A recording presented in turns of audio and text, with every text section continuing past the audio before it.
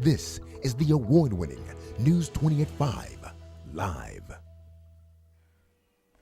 Welcome to News 20 at 5. I'm Kendra Moore. Suspicion lingers about a man found dead on the 500 block of Yeager Street in Tallahassee. And I'm Whitney Tolbert. The Tallahassee Police Department is investigating the death. TPD was called to the scene around 11:30 a.m. Thursday morning after obtaining a search warrant. The forensic unit removed his body. Police haven't released the victim's name. Local Dr. Adam Frash's trial date has been set for his custodial interference charges.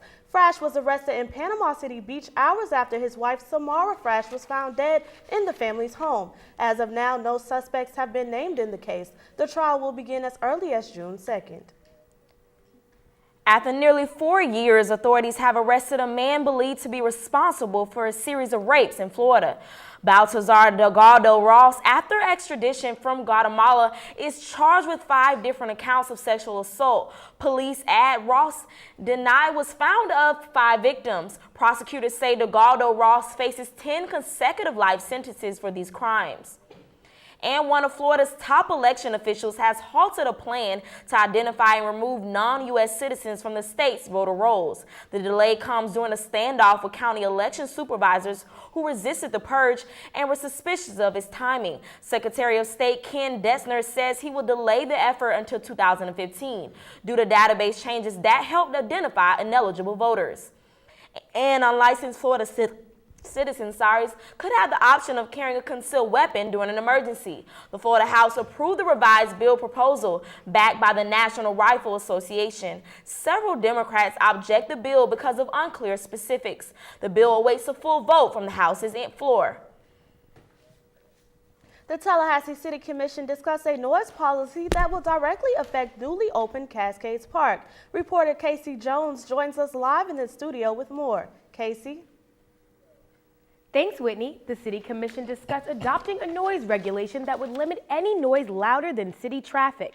It will impact the Capital City Amphitheater and concerts planned for the upcoming months. If commissioners decide in favor of the ordinance, concerts will not be allowed after 10 p.m. on weekdays and 11 o'clock p.m. on weekends. Live in the studio for TV-20, I'm Casey Jones. Kendra? Thanks, Casey. The policy will be tested with 2 upcoming concerts in April. More than 200 county commissioners attended the Florida Association of Counties, better known as FAC Legislative Day. The 2014 event took place at Florida State University's Turnbull Conference Center on Thursday. FAC Communication Director Craig Mosteller says more dedicated funding and programs for the homeless are a priority. He notes homelessness as a major issue across several cities in Florida. And when it came to health rankings, Leon County did better than 58 other Florida counties. Leon County ranks 9th among Florida's 67 counties, while Wakulla ranked 29th, Madison ranked 56th, and Gadsden at 61st. The study used STD rates, social services, and how much people drink to gauge the county's health. Pollen levels around Tallahassee continue to escalate throughout the week. Kendra Moore tells us more. As you walk to your car, you may notice the arrival of pollen across the Big Bend. Allergy season has struck and symptoms won't slow down. Although allergy season started slow since January, sufferers have experienced a wave of increased pollen count this week. Shawnee Rose, allergy sufferer, says that the weather changes gave her no warning of the high pollen counts ahead.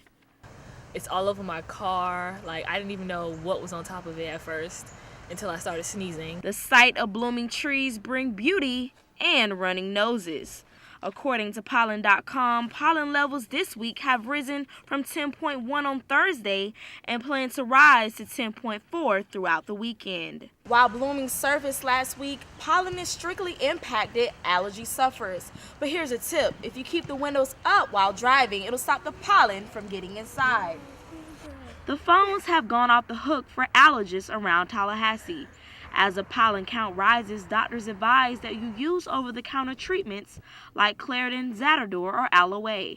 Allergist Dr. Ron Saff gives us tips for avoiding symptoms while outdoors.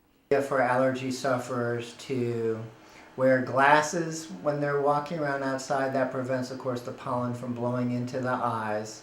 The yellow dust won't say farewell just yet. Pollen season usually lasts for 3 weeks, while allergy season will join us all spring. For a complete pollen cast for the weekend ahead, visit weather.com. Coming up on News 20 at 5, a million YouTube hits later, a Florida woman becomes famous after road rage leads to a crash. And a Mississippi woman narrowly escapes execution after her son's confession. We'll have that and more after the break. Stay tuned. You're watching News 20 at 5.